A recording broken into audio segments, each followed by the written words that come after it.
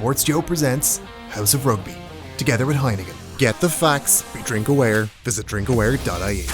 Hello, and you're all very welcome to House of Rugby with thanks to Heineken. My name is Maire Treasa Ní Dhubhghaill, and I'm delighted to be joined this week by former Leinster and Ireland international Mike Ross and Munster man Johne Murphy to look back on probably one of the most heartbreaking defeats in Irish rugby history. Our World Cup dream is over. Johnny, we dared to dream. We had such hope, and I suppose never had an Irish team had such expectation going into quarterfinals. We really believed that we were going to make it maybe the whole way, and it just wasn't to be.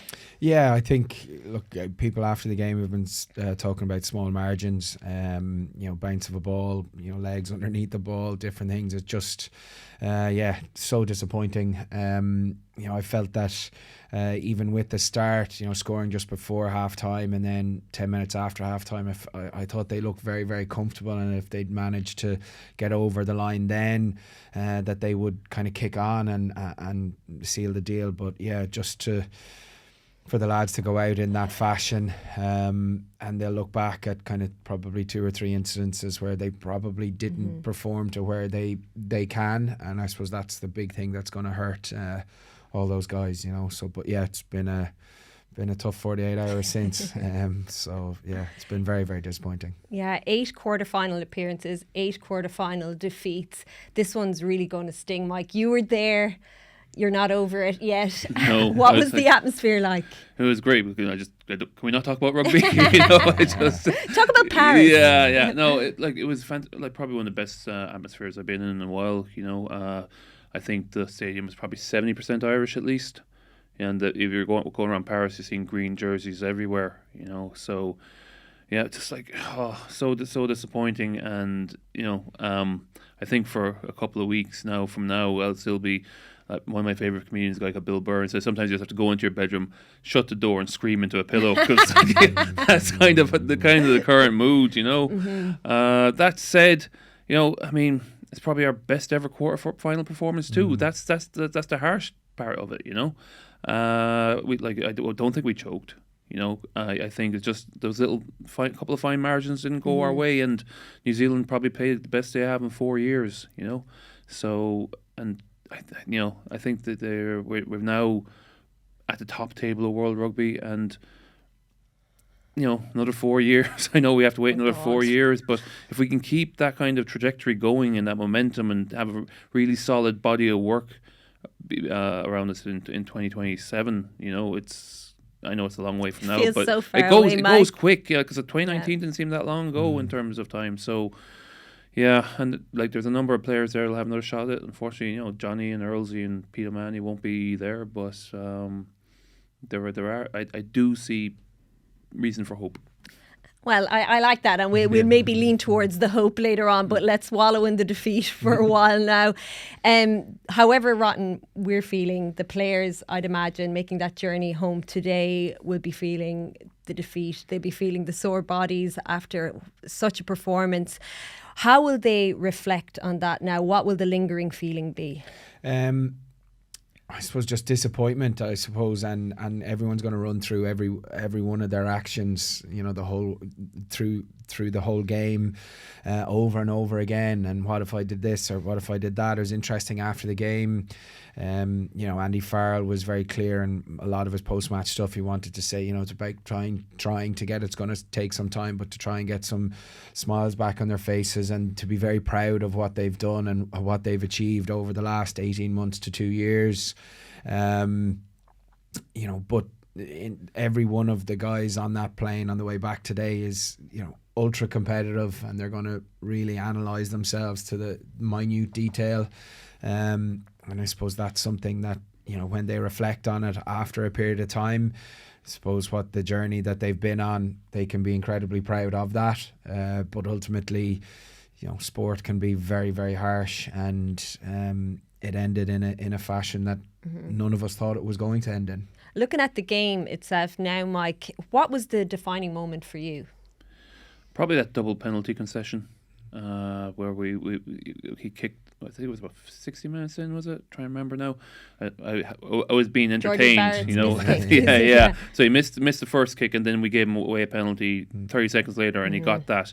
And ultimately, that penalty stopped us from going for a drop goal in the last few phases, you know. So probably that, you know. I mean, there's a couple of other things that, you know, dropping the ball in midfield and characteristic, missed tackle on Mwanga, you know, another kind of characteristic, you know, that allowed them to score. So it's those key moments, and like Johnny said, I mean, I was unfortunately part of 2 quarter-final defeats, and it's a little bit like there's a death in the family, you know. I mean, without being too overwrought about it, but you're almost like in mourning for what could have been on the way back, and it takes a few months to get over that, if you ever do. Like, it still stings.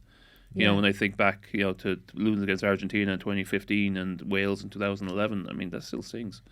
So, and, you know, for a lot of those guys, they know it's their last chance they're ever going to have at the World Cup, and that's it. Good luck, good night. And, yeah, sport it gives you a lot, but it can take a hell of a lot away. And I suppose we all have the sinking feeling as well, because looking at the way Ireland have performed up until now, they have been at 90% throughout the World Cup so far, through the group stages with South Africa as well, but they didn't play to their potential. And it's looking back on the past few years as well, we're not used to that from this team, and I suppose seeing that when it counts, it really hurts. Yeah, I think so. And I think, you know, to back up Mike, I think that kind of 55, you know, that 10-minute period there where they got a turnover leading up to the final try for New Zealand.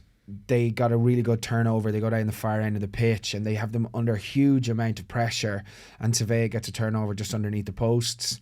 Off that's where they scored their try from, and that just kind of, it was a huge momentum shift, because they had got really good transition attack by getting their own turnover. Ball pops out late, Porter jumps on it, they go hands to the edge, and they have New Zealand really stretched, and then Surveyor just picks his time and chases the ball and gets that penalty. And that, it was all those kind of momentum shifts seemed to go their way. Like when we scored before half time, you felt, you know, and, you know, there was a sin bin on, you felt, okay, we're going to kick on now. And those little things just didn't give them that momentum swing when they needed it. Like the bounce of the ball for Sheehan, you know, those little things, they were just that couple of inches off from, I felt, in the first 10 minutes of the second half, I felt they're going to go on and could potentially do this easy if they got a try. Then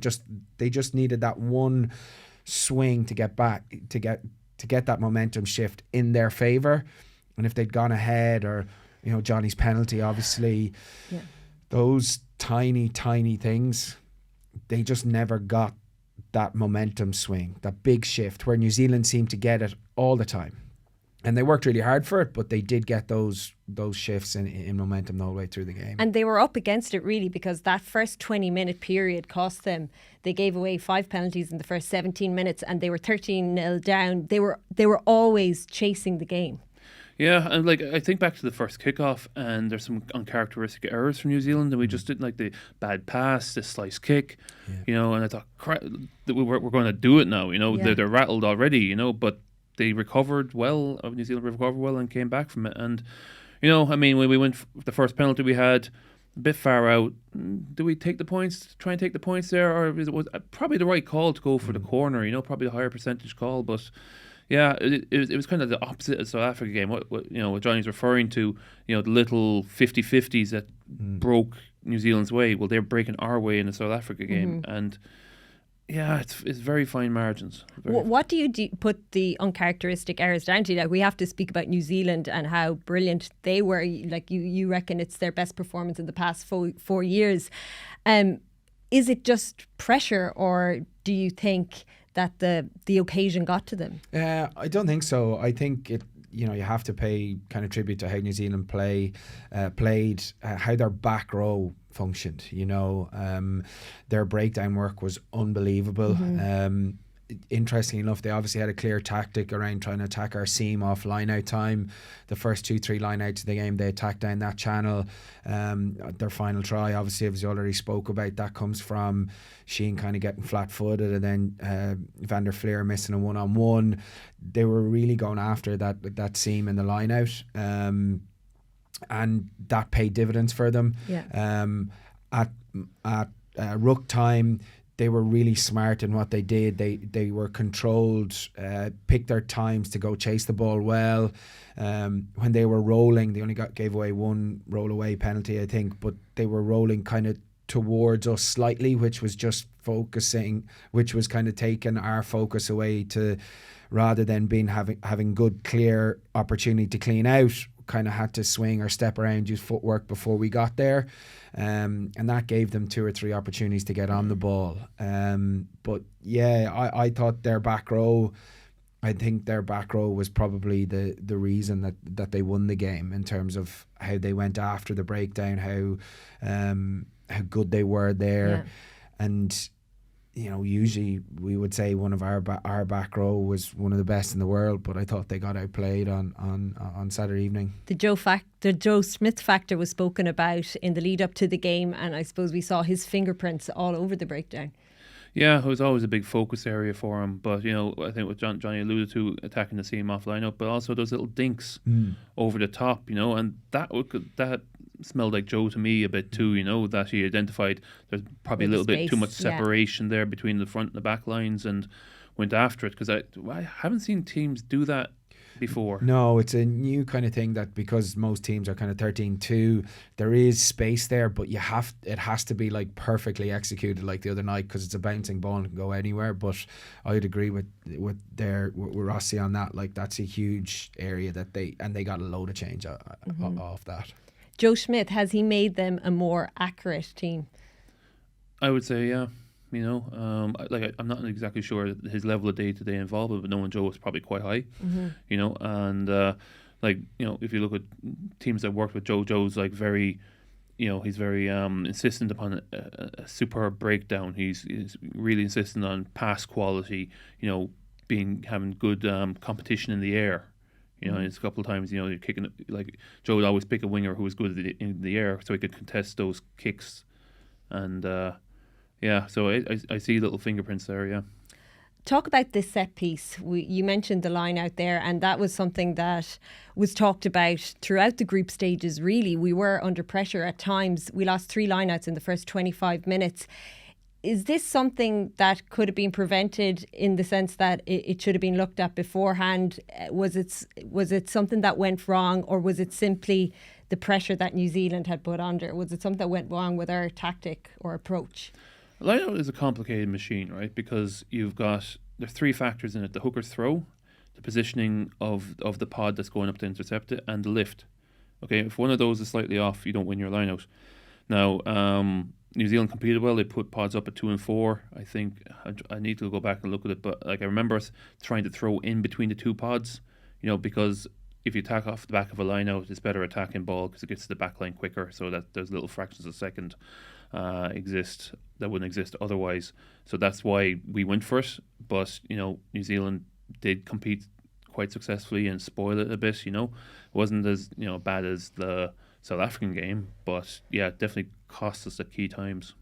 And Andrew Porter was under pressure when it came to the scrum. Talk to us about that. Was he unfairly targeted by Wayne Barnes? Yeah, I mean, like I went back and looked at a couple of those scrums, and another referee gives that the other way, you know, and you know, because he's penalised going forward, which if that's a French referee, you're getting those calls. I mean, what New Zealand tried to do is they tried to create a 3-on-2, and the way they did that was what's the loosehead's name? The Groot. The Groot was kind of pulling his head outside of Tig and trying to slip outside him, and then Lomax is turning in and angling across the scrum to try and create a 3-on-2 and leave Porter behind him. Now Tig kind of kept the scrum moving sideways, so when Lomax turned in, he had nowhere to go, and one of them, like, he actually gets lifted off the ground by Porter and dumped backwards.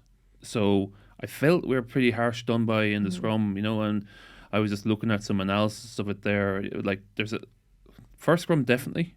Second scrum, well, you could say maybe went across too quickly or whatever. Or sometimes it's legal to lift a guy off the ground. But it wasn't a case that we were dominated in the scrum. It was technical calls. So does it come down to the refereeing decisions at the scrum? I know we didn't lose the game because of that, but it did swing the momentum in New Zealand's Yeah, I think favour. as we said already, those their momentum shifts. I think they were on their ball, so they're looking the one in the 22 that gives them an easy release where they can just exit off a penalty. And that there, Ireland are pushing hard in terms of that. They've had a couple of kicks in behind. There's been it was the one where I think Gibson Park kicks across to Pete on the edge for that one-on-one, and it goes forward. So Ireland are in top. They're dominant in that period of the game, and that penalty there just allows New Zealand take a breath, reset, and go on off and then have a line out in and around the halfway line. So it's just that momentum shift, and it's a 50-50 call because that Wayne Barnes is obviously seeing pictures that he doesn't like, and for whatever reason that's in. But that scrummaging, it's a lot of referees, well, in my opinion, wouldn't really know what's going on, so they just look for certain things. Is it a factor that he knows the Irish players so well that he has reffed them a lot? Does that come into it at all? Sure, I suppose if he felt he had something like that pre-game, sure, he's going to speak to the front row and explain, look, this is what I'm looking for, that kind of thing. So, but I don't think that's the winning and losing of the game. I thought in general he was quite good. So it's just another one of those added things that just the momentum shifts their way, and they get a lot out of those calls. Because despite all these things going against them, Ireland still could have won that game at the end. Yeah, absolutely. It was incredible. Was it 37 phases?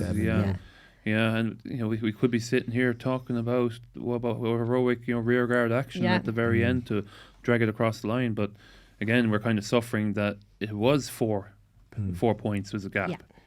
So the option to drop kick wasn't there, so we had to score a try, and New Zealand knew that, and in fairness, they defended heroically for those phases and eventually got the match-winning penalty. Yeah, when they were going through the phases, I still had hope that they'd get over the line, because this Irish team has shown such resilience and such character, and even to come within a point after being 13-0 down, 18-10 down, to fight back and put themselves in a winning position at the end is unbelievable. But I felt like the players, I remember a pass to Tadhg Byrne, they were completely off their feet. They were exhausted when it came to that point. In hindsight, looking at the selection in the group stages up until now and comparing it to the way New Zealand managed that period, I know they had an easier group. Should we have rested more players? Should we have rotated more? Or do you think the conditioning of our players comes into it at all? I don't think it really does come into it at all, to be honest. I think you throw a fully fit, last day of pre-season or first day of pre-season, you ask any team to do 37 phases for 3.5-4 minutes, everyone's going to be flaked at the end, and that's ultimately how they got the turnover. It was a 2v1 from a rucking perspective for the Irish guys, and it's a tired clean by the two lads that allows the turnover happen, and that I don't think it's down to that.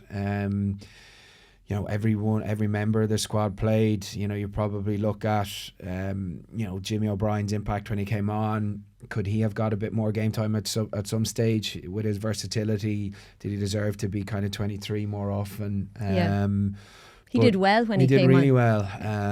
So yeah, they're going to look at that. I'd say the coaching staff, that's something that they're going to have to go and review and think to themselves. But I think 37 phases, 3.5-4 minutes, anyone's going to be on their feet at that stage, even if it's the first play of the game.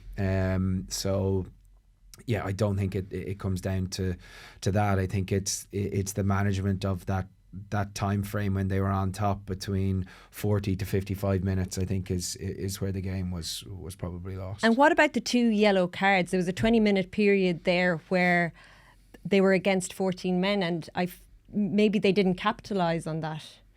Yeah, I think that's fair enough. We probably should have made more of that, and that that'll be another regret that we have. I mean, if you look at the loss, so they lost the hooker Dane Coles and Conrad Smith went off for that knockdown. Aaron Smith. Aaron Smith. Yeah, like you can probably survive, Johnny, a scrum half miss more than you can survive a hooker, and like that's another one. Another one. I know it's one of the scrums they were packing down with the tight head had no flanker behind them, right, on their ball, and sure enough we got a shunt, but again another penalty was given against us. So it's just a bit. And like in the plays that they did when Smith was off, they clearly went after kind of his position where he would be in the defensive system. So they'd kind of hit and then look to come back down blind side. They got good traction off that, but nothing stuck for them. And that's it. Like that's where Hansen's kick to, Hansen's kick there, that bounce.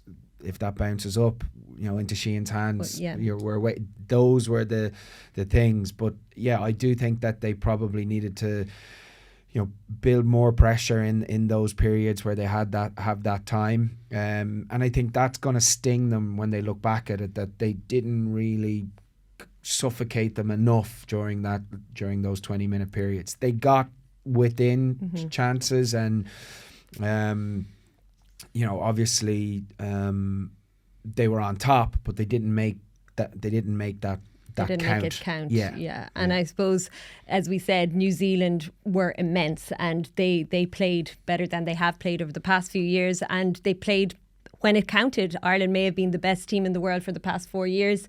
New Zealand were the best team on the day, and they know their pedigree. They know how to play at World Cups, and on they roll now until next week. But what now for this Ireland team? A lot of the stalwarts are stepping away.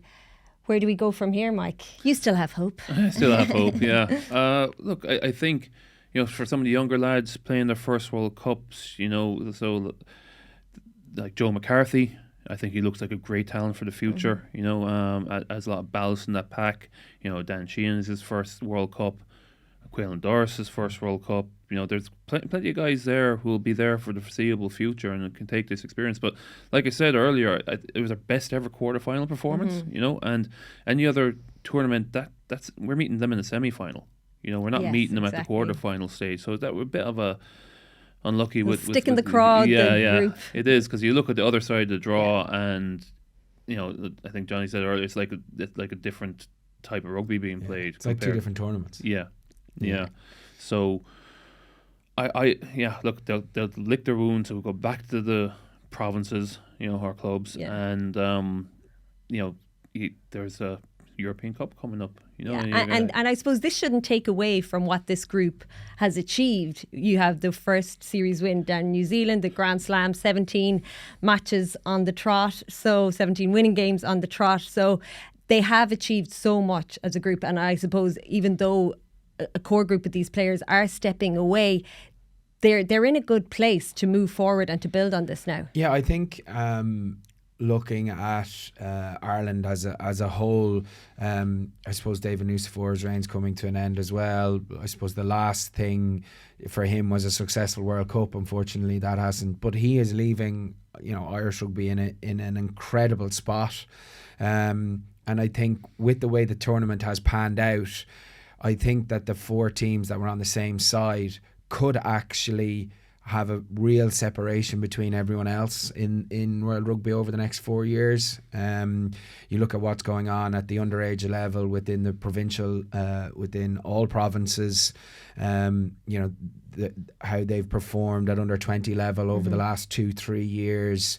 And it's consistently, South Africa, New Zealand, France, Ireland at underage that are really pushing themselves and testing themselves.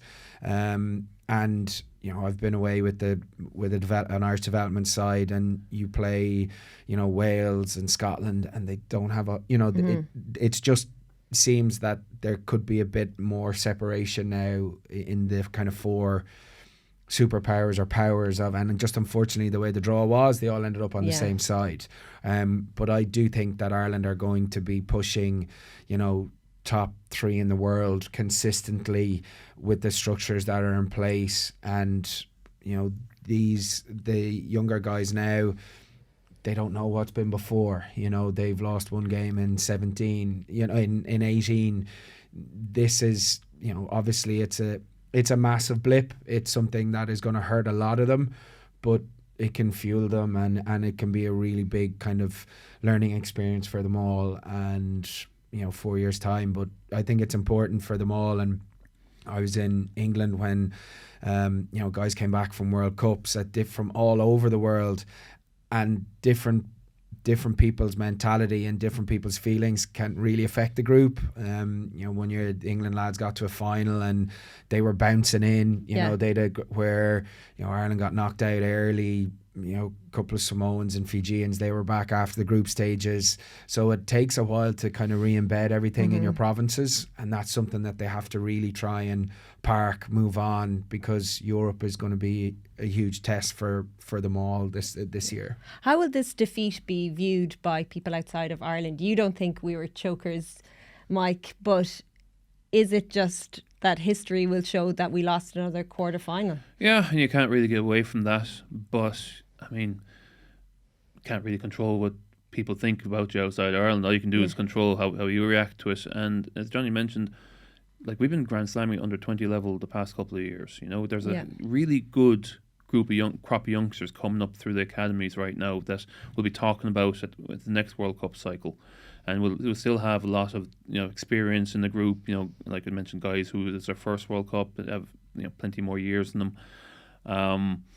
But the history will show is another quarter-final defeat. But if you compare it to all the other ones, this is the best. So there's an improvement. It still we just came a fraction short, but it was our best ever quarter-final performance, and against I say 99% of the other teams, that's enough. Yeah. So it's it hurts. It hurts. Yeah, it really hurts, Mike. Is there a pillow here I can go screech into? Because it's it's a difficult one to take. But look, you can just this too shall pass. So hopefully it'll pass quickly. But, Well, Andy Farrell spoke to the media after the game about the feeling in the dressing room after such a disappointing result. I'm immensely proud. I'm immensely proud of absolutely everyone that's connected with Irish rugby. To be fair. The staff have been immense over the last 4 years. The players, not just in this squad, but the players that we've used in that 4-year cycle have been a joy to work with. And not just that, the connection with the fans and it's all. It seems like it's all one big family, So I'm unbelievably proud to be associated with it all. I think. The sad thing for us now is that for this group, it's probably the end. Obviously, it is for Johnny, and Keith Earls he's going to retire as well. So so things are going to change. Mick Kearney, our manager, is going to finish up as well. So over the next 24 hours, it's time to make sure that we. Get a smile back on our face as soon as we possibly can and celebrate what has been some unbelievable careers and what they've done for Irish rugby. So it's important to us that. Did that make you feel any better, Mike?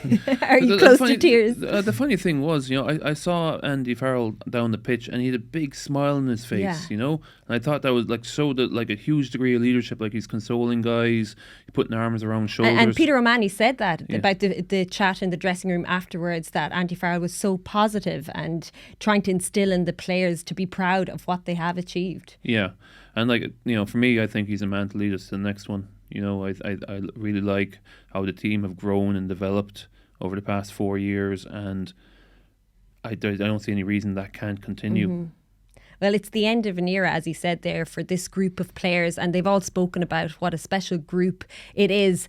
They will have to continue now without the stalwarts. He mentioned Johnny Sexton there, Keith Earls, a few other players I'm sure won't be there in the next 4-year cycle. But a word on Johnny Sexton. He didn't get the fairy tale ending we would have hoped. All of us wanted it for him more than anything, and it is hugely disappointing that he had to bow out the way that he did. Yeah, incredibly disappointing for him. Look, he is, in my opinion, probably Ireland's best ever player in terms of how long he's done it for, the level that he's done it for, up to the age he did it. So, it's gutting for him. Obviously you see, Luke on the pitch with him after the game, and that set me off altogether. Yeah, it's just really gutting for him, and seeing kind of how emotional he was after. It's the end of an era, and I'm just devastated for him. He did say himself after that, you can work as hard as you want, but sometimes fairy tale endings just don't happen. And as we've said before, that's sport. But I'm absolutely gutted for him. But he has been everything that's been good about Irish rugby for a long time. He was a standard kind of setter across the board,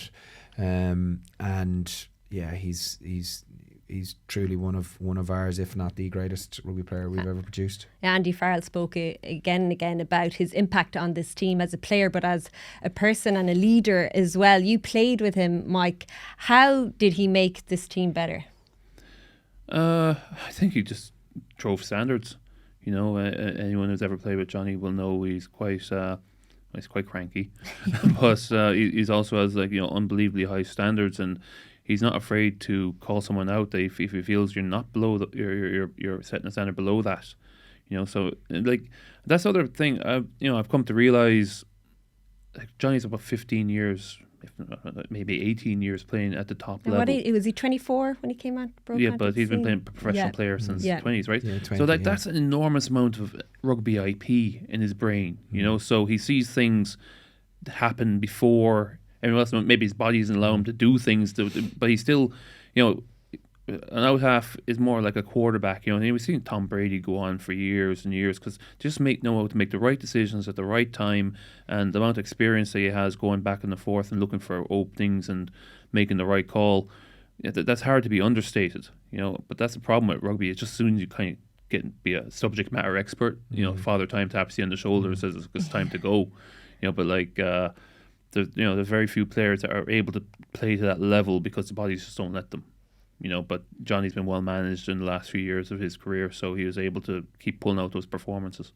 When he came onto the scene first, could you predict that he would be as good and as great a player as he was? It's funny. So I think I first met Johnny probably 2006, right, where we went on a Churchill Cup together, right? Yeah, I think you were on that one in Bristol, Johnny. Right. And I was rooming with Johnny, and he wasn't getting a lot of love in Leinster at the time, and he was asking me what the Premiership was like, so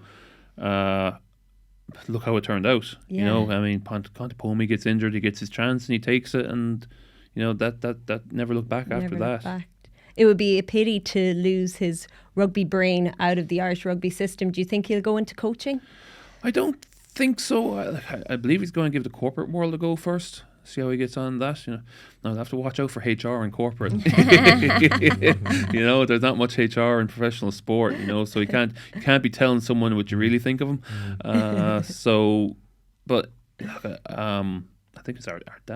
Arda. He's gone to So he might come back to it. See how, depending how it goes for him. But he probably want a few years of separation between himself and the current squad. Because it can be quite difficult if you're going in managing it, some guys you were only playing with the previous season, I can kind of see him doing a bit what Paulie did in terms of taking that break away from a while. Going out, doing kind of stuff, doing what he's doing in the corporate sense, and then maybe starting at kind of maybe some age grade stuff or his 20s, 19s, those things.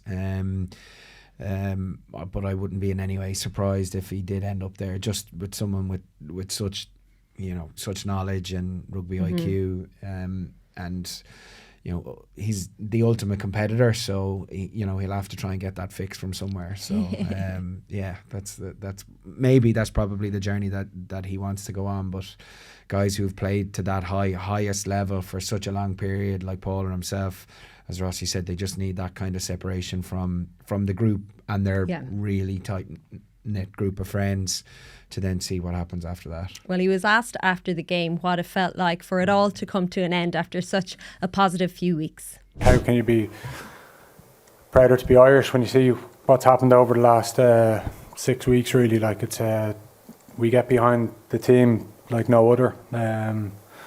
It's incredible, and it's not wasted on us, and that's why it's so hard to take. Really, that we didn't give them another couple of weekends. But like Baz said, it's small margins, and that's sport, that's life. It's unfortunate, but this group will bounce back. They're an incredible bunch, led by the man beside me, and the best group I've ever been a part of, bar none. And these guys, they'll go on and achieve great things. And I'll be sitting in the stand having a pint like you lads, Shouting at them. That's what he'll be doing. So we march on with the semi-finals. Unfortunately, Ireland aren't there. But if we look at how things are shaping up next weekend, Mike, Argentina face New Zealand. They know each other fairly well. Would you give them any chance? Not if New Zealand play like they did.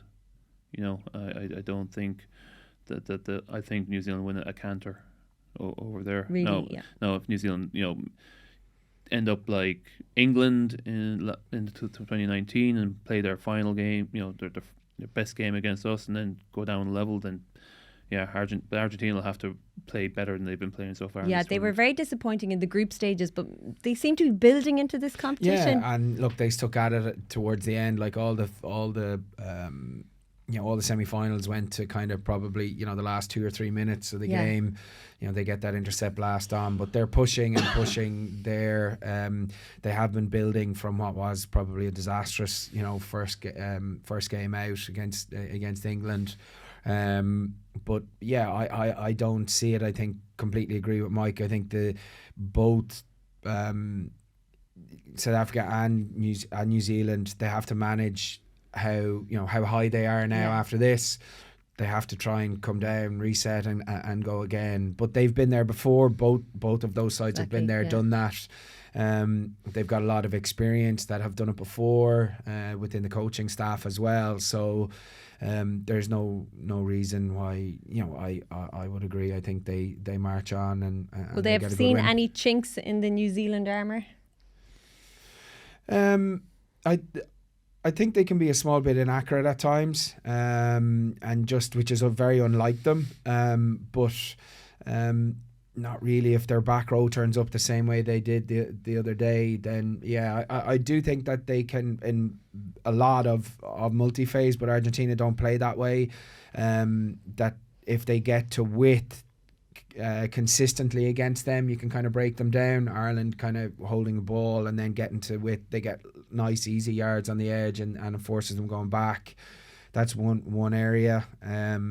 But yeah, I don't think Argentina play a style that is going to trouble them too much.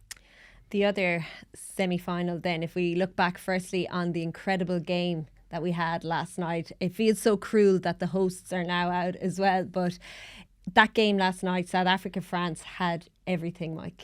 Yeah, including a few controversial decisions. So I feel really bad for France. It would have been nice to see them win it on their home soil. If we can't do it, but yeah, South Africa it was like a game for the ages last night, wasn't it? All the like back and forth, lead changing hands a few times, and yeah, but like I wonder what's certainly a lot more tickets will become available now. But unfortunately for us, we won't be needing them. What impressed you the most about South Africa's performance? I suppose we've mentioned it here on the pod before. When Rassie took over, 2019 kind of happened for them. Their focus was always 2023, and 2019 was a huge achievement, of course. But they have been building towards this World Cup. Yeah, I mean, if you look at like. South Africa can take you on everywhere. They can go route one and smash in the pack, or then they can put out to the backs, and they have like some of the best backs in the tournament. Yeah. I mean, the pace of Kobe. Yeah, he's just a little magician, isn't he? And Luciano Am, they got Andre Pollard back for kicking goals, even though they seem to prefer to keep him on the bench because they feel that Libbok gets the back line moving better. but they'll be able to, they're playing England, so England haven't really troubled the try line too much this tournament. But South Africa can match them in the pack, and I think they'll have better backs out wide. Yeah, and I think that they're like little things. Their attitude to work rate is unbelievable. Like Colby blocks down Ramos for a conversion. They win by a point. Like people forget that. Like the smallest man on the pitch probably pulls out the biggest 1% of the tournament so far, and that contributes to them winning the game. They just don't know how to give up, and it just seems to be just their mentality. They really work so hard for each other. Every single play, everything matters. Every moment matters for them. You can see it with Sia Khaleesi even when he's on the bench. He seems to be an incredible leader, and they all follow in behind him. England, were probably, the look of the draw has really given them an opportunity to again build in, but I just don't think that they're performing at any type of level that can really. Nobody gave South them Africa a chance to get out of their group, and Steve Borthwick spoke after the game very passionately, backing his players and saying everyone had written us off, everyone's going to write us off this next weekend, but we have a point, Yeah, you do, because they haven't been performing. No. Yeah. And if you look at the resources available to England, they've 10 teams to pick from, they've over 100,000 registered, or more, 600,000 registered players. So they've so much there, and they're much less than the sum of their parts. I mean, properly organised England could probably dominate world rugby for the next 100 years, but whatever way they're in at the moment, they have clubs going bankrupt, and I see that like the RFU are trying to take back control of like centrally contract 20 players, which probably a good start. But we talk about the top 4 in the world, Ireland, France, New Zealand, South Africa. There's a gap there with England, and if they want to close it pretty quickly. Will you be dusting off your English jersey now that England are the only Northern Hemisphere side still left fighting in the competition? What does this tell us about Northern Hemisphere versus Southern Hemisphere, or is it just the way the pools panned out? I think it's just the way the pools panned out. The draw, obviously, we've been speaking about it for ages. The draw shouldn't have been the way it was. The top 5 teams, being drawn on the same side is just a bit ludicrous, but that's the way it was. So I just really hope that kind of New Zealand win it now, to be honest, because it would be another bitter pill for the lads to swallow, that South Africa go on and win it, and the only team to beat them in the competition is Ireland. That will create another kind of itch that people will. You'll need to buy another pillow, Mike. Yeah. But I don't know. England have a performance in them purely because they have world-class players in their team, but they haven't performed anywhere close to the level that they're capable of. And I just think their route one, they kick a lot. I think South Africa will, I just think they'll be eaten up, really. We have 2 weekends left in this year's Rugby World Cup. Who do you see as outright winners? I think South Africa, to be honest. Just based on the recent head-to-head results, like I think they're going to sweep England aside, and then judging the last couple of games against New Zealand, I think that they have the personnel to really go after New Zealand like they did in the couple months ago. So that's Johnny, you hope New Zealand? I hope New Zealand win, but I would have to agree. Yeah. And it's probably another thing, as I said, that's going to sting a bit if they do. But unfortunately, I agree. Okay, well, we'll leave it there for today. Lads, my thanks to Johnny and to Mike. It's the end of the road for Ireland in this year's Rugby World Cup, but the show must go on, and we'll be back on House of Rugby with Thanks to Heineken next week. Until then, slán go fóill. Sports Joe presents House of Rugby, together with Heineken. Get the facts, be drink aware, visit drinkaware.ie.